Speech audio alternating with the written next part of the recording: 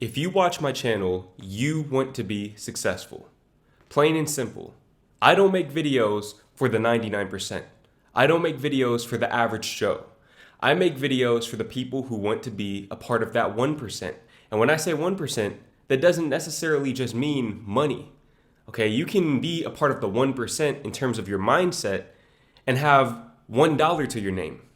Okay, because that's how you become successful. It all starts with your mindset. You can be rich, but maybe you were born into wealth. Maybe you won the lottery.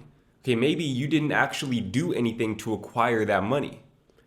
When I say successful, I mean somebody who wants to grow, somebody who has dedicated their life to constant evolution, the evolution of self, the expansion of self.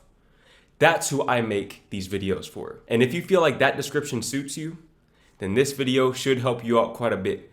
Now, I've dedicated my life to studying successful people. Okay, this is something that I've been doing since before I started YouTube. It's something that I genuinely enjoy doing with my time because, like I said, I want to be a part of that 1%. I want to expand and grow and evolve, elevate myself, and help you guys do the same. And throughout all of my research and my observations, I've noticed quite a few patterns between a lot of successful people.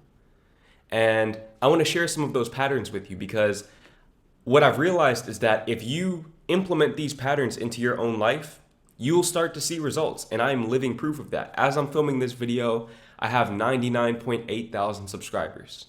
By the time I upload this, I am 100% sure that I will have 100K. And I just want to thank you guys for that. But I also want to help you guys get to this point. Now, I know not everyone wants to be a YouTuber, and that's fine. Okay, maybe your version of 100K is getting that job that you want, or getting into that school that you want to get into, or becoming a successful artist or producer, or anything else in between. Okay, I want to help you guys get to your 100K, whatever that is for you. Now, with that being said, the first thing that I've noticed amongst pretty much all successful people, with very few exceptions, is that they wake up early. Now, I've always heard people talk about this. Okay, I've heard people talk about how you have to get up before everyone else and put in the hours while everyone's asleep and everything like that. And I kind of believed it, but at the same time I didn't. And what I mean by that is 24 hours are 24 hours, right? So it doesn't matter what time you sleep, or so I thought. Okay, I thought that waking up at 3 p.m. is no different than waking up at 6 a.m., provided that you're still putting in the same amount of work. But what I've realized is it goes deeper than just the productivity. It's a mindset. Okay, it's a mindset. When you get up early, I'm not going to say that it makes you feel better than other people, but it makes you feel different. You realize that you're doing something that most people are not doing, and that helps you rewire your subconscious mind, which makes you open to more opportunities. You start to identify opportunities that may have always been there. It's just that you weren't on the wavelength to receive them or to identify them or act on them. Now, like I said earlier, I already knew that a lot of successful people wake up early, but I really learned this when I started shopping for cars. Okay, when I was looking at the Honda dealerships, the Toyota dealerships, the Kia dealerships, and I looked at the hours that they were open, they would always close at about 9 p.m., 8, 9, 10 p.m.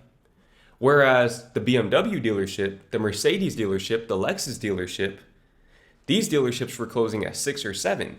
And I couldn't figure out why that was. And it was very frustrating for me because I was trying to get a new car. And I wanted to have one of those nice cars, but just the way that my day was structured, it was very difficult for me to get into those dealerships because I was busy. What I realized is that the reason why those dealerships close earlier is because the people who they're selling those cars to typically wake up earlier. When you walk into those dealerships, you'll notice that you'll see an entirely different demographic. And when I say demographic, I'm not referring to race. I'm referring to people, okay, economic status. You can see the way that people carry themselves, the way that they're dressed, the conversations that they're having. Okay, you can see it's an entirely different demographic.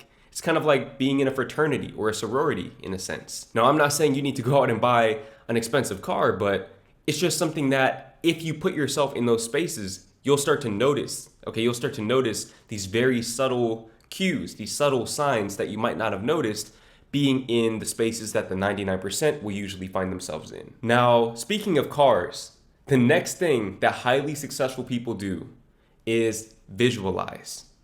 Okay, they visualize, they spend a lot of their time visualizing the reality that they want to live. But more importantly, they spend a lot of time visualizing the person that they want to become, or the person that they need to become to inherit the reality that they can see in their mind.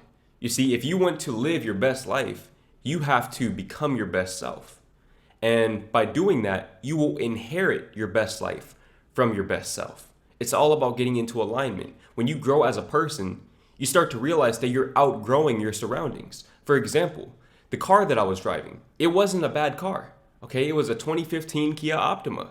Great car, almost fully loaded. But through visualization and constant programming, conditioning of self, okay, conscious programming, I outgrew that car. It got to the point where I can no longer drive that car without feeling resistance. Now, I don't want you guys to take that out of context and think that I wasn't grateful. Okay, I was very grateful to have that car. But at the same time, I knew that there was something better out there. And I felt more in alignment with that thing. And that thing turned out to be my BMW that I ended up getting. Now, like I said, I'm not saying that you need to get a BMW. Maybe you don't care about cars. Maybe that's not your thing. Okay, but for me, anyone who knows me knows that cars are pretty much my standard. I made it symbol. Okay, ever since I was a kid, I was really into cars. In fact, I used to actually sit in front of my computer, in front of my TV, and watch POV videos of people driving the cars that I wanted. Teslas, Porsches, Ferraris, BMWs, Mercedes, all of that, Rolls Royces. I used to watch those for hours upon hours every single day. Okay, we're talking 4 hours a day for years, really all the way up until the day that I drove off the lot with that BMW. And guess what? I still do it. Okay, I'm still continuing to elevate. I'm still going to progress in my life because I'm never going to be content with where I'm at. I'm grateful for where I'm at, but I want to expand. I want to elevate. I want to continue to grow. And if you want to be a highly successful person, you have to have that mindset. You see, a lot of people, they get stuck where they are because they convince themselves that they're perfectly fine with being there for the rest of their lives. And maybe they are. But me, I'm not. And if you're watching this video, a video on habits of highly successful people, you're not either. Okay, don't lie to yourself. You want better, you want greater, and you deserve it. You're worthy of it. But you have to see it first. You have to see it and then feel it, and then you can live it. Now, the next thing that highly successful people do is they buy their time back. This is maybe the most important thing on this list. Okay, this is maybe the most important thing I'll talk about in this video. And this is something that I've realized as my income has started to increase throughout the last year and a half, is that the best investment you can make aside from yourself is to buy your time back.